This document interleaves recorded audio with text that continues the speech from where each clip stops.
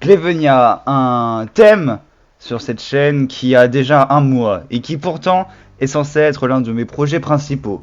En effet, ce JDR, je continue à y travailler jour et nuit, de l'aube du matin jusqu'au plus noir de la nuit, je travaille sur ce JDR et espérant que ça fasse un carton monumental et que ça soit l'un des meilleurs JDR du monde. Et c'est pour ça qu'aujourd'hui, je vous donne toutes les news concernant mon JDR.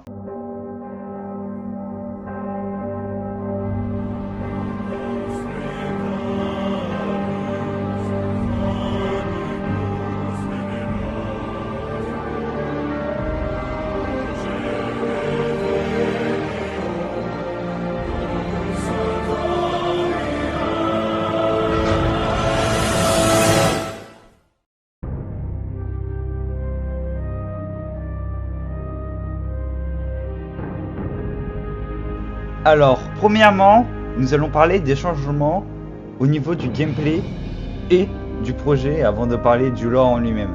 Premièrement, j'ai abandonné le concept que j'avais promu dans la dernière vidéo qui était celui de chef de faction. Pourquoi? Je préfère cela. Bah voilà, maintenant vous avez votre réponse. Maintenant, j'ai fait aussi encore plus de votes pour avoir encore plus de races, de classes, etc. Donc vraiment, voilà. Et le serveur Discord pour participer et pour voter est dans la bio de la chaîne YouTube. Donc rendez-vous sur la page de la chaîne. Enfin bref, il faudrait savoir aussi que il faut avoir une vision d'ensemble du JDR qui est que ce JDR est censé être vraiment un JDR avec des sessions plutôt longues qui durera sur la durée. Et vu comment je fonctionne, ça va être très laborieux, mais ne vous inquiétez pas, tout va bien se passer, vu que j'ai créé des vraies règles.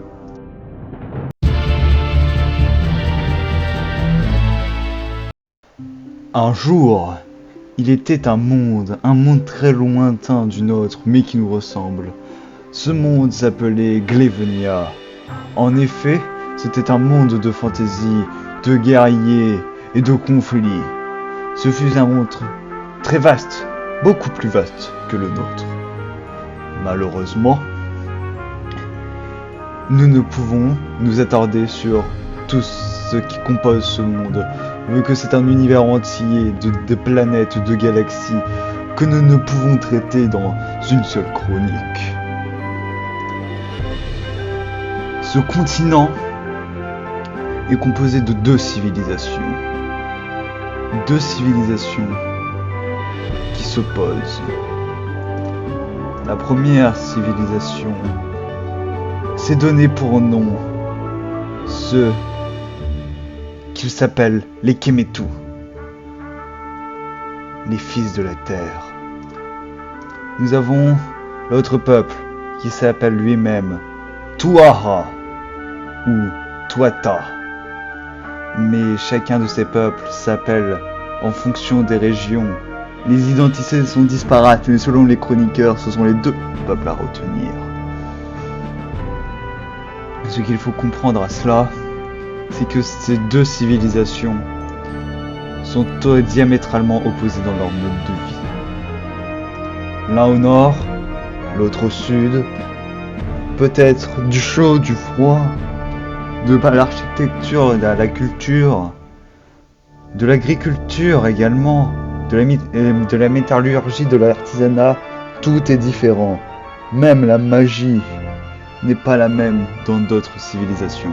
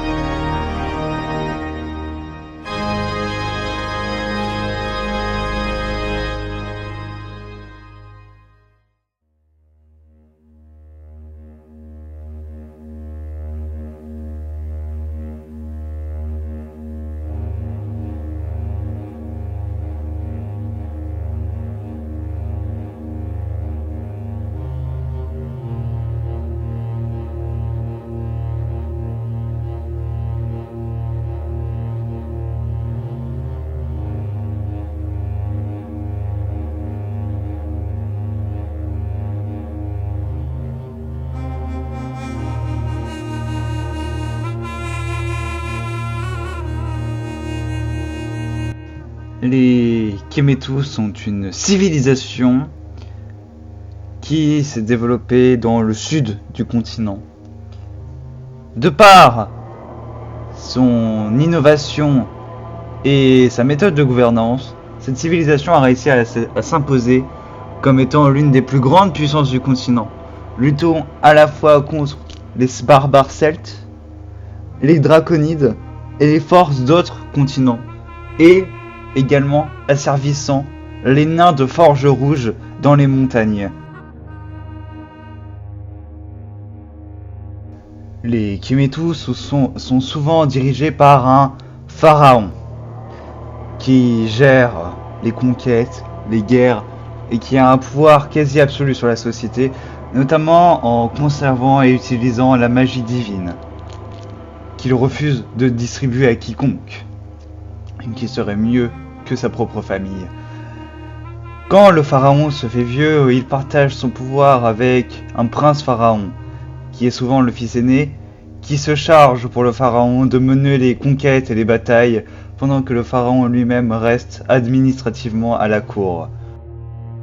Les Kemetu sont réputés pour être un peuple très raffiné, que ce soit philosophiquement, culturellement, architecturellement, mais basent ses lois sur des choses injustes, comme l'esclavage de certains types de populations asservies, comme des elfes importés de continents lointains qui servent d'esclaves, ou encore des humains celtes asservis ou capturés par des brigands puis revendus à la cour du pharaon. De manière à ce que le développement économique et architectural se poursuive, les autorités ferment les yeux sur ces problématiques, bien que cela puisse engendrer de l'instabilité croissante et donc une révolution de par cela.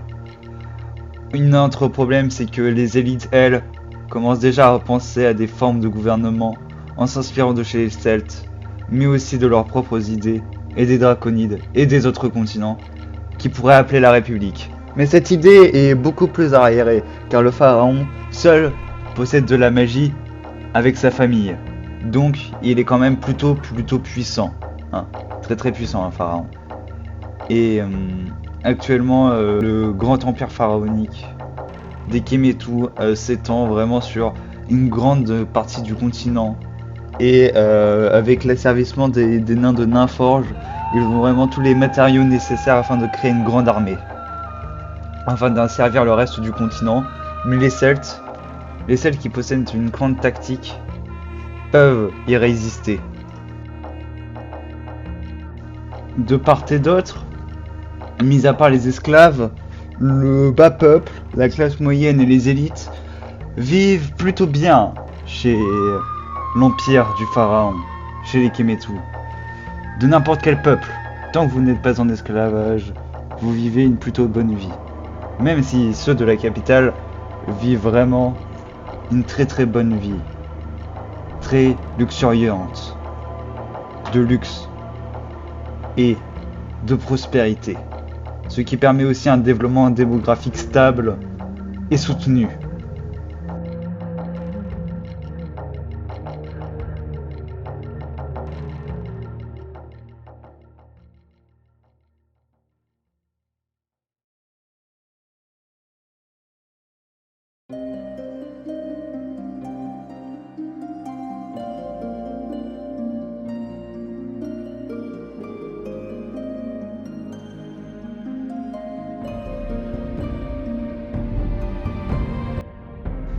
Les Tuatau sont un peuple qui sont à l'opposé des Kemetu. Dans le nord du continent, nord-est et nord-ouest, nous avons donc les Tuatau qui gouvernent sans partage, mis à part entre eux-mêmes. Parce que, contrairement aux Kemetu qui se relient sur des pharaons très puissants qui dirigent le vaste territoire, à l'inverse, ces tribus celtes refusent toute gouvernance et adorent la bagarre. Ah oui, la bagarre. De cette manière, ces sociétés sont axées sur le tribalisme, une forme primaire de liberté et de droit commun, ainsi qu'une grande gouvernance de l'invisibilité de la liberté. La liberté est censée gouverner ce monde qui dirige tout un peuple vers l'espoir. De cette manière, la liberté signifie à n'importe qui peut s'ériger en tant que chef charismatique. Donc il est beaucoup plus difficile d'avoir des dynasties ou des classes ou des élites politiques qui tiennent sur la durée de par ce concept inhérent de liberté qui appartient au Tuatau. De cette manière, il y a aussi le fait que la barbarie et certains crimes sont institutionnalisés au nom de cette même liberté, bien que cela reste dans un esprit bon enfant. Donc nous avons deux sociétés qui s'opposent, avec les Kemetu qui sont basés sur un ordre rigide et les Tuatau qui sont basés sur une liberté quasi totale. Cependant, les Tuatau sont aussi différents sur les questions de la magie. La magie chez les Tuatau est répandue dans toute la population et il n'y a aucun secret de la magie, tout le monde peut en faire. Alors que chez les Kemetu, on l'a déjà dit, la magie appartient aux élites politiques, dynastiques des empires pharaoniques. Les Tuatau sont également parfois instrumentalisés par les draconides, dont certaines tribus voient les draconides l'incarnation de la liberté, parce que les dragons peuvent voler. Les draconides demandent donc de piller les Kemetu et de partager un peu la richesse avec eux-mêmes. Sachant que donc forcément ce sera les tribus tuatayennes qui feront le travail. De cette manière aussi, les Tuatau ont beaucoup du mal à commercer avec de la monnaie fixe. Donc le troc, bien qu'il soit attiré par tout ce qui est pierres précieuses, etc., certaines tribus pratiquent aussi le troc. De cette manière, il y a vraiment une séparation économique également entre ces deux civilisations qui n'ont pas la même manière de procéder. Et c'est aussi sur le procédé politique de la chose, c'est-à-dire que même si les Tuatau sont libres, rien n'empêche qu'un chef charismatique prenne le contrôle du tribut et commence un vaste élan de conquête, mais qui ne durera pas plusieurs générations, contrairement à chez les Kemetu, où quand un grand pharaon, après sa dynastie dure sur 1500, 2000 ans. Là, c'est au bout de 200 ans, une dynastie Tuatau s'est terminée, elle se fait remplacer par un nouveau chef charismatique qui prendra donc la place via les institutions créées par l'ancienne dynastie ou même juste par volonté populaire. Et donc de cette manière, le monde est beaucoup plus instable au nord qu'au sud. Et cela agace fortement les Kemetu. Non, les Kemetu.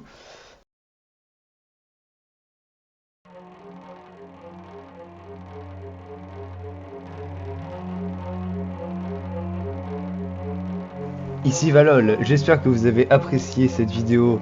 Si vous voulez jouer au JDR comme je l'ai dit en début de vidéo, venez tous.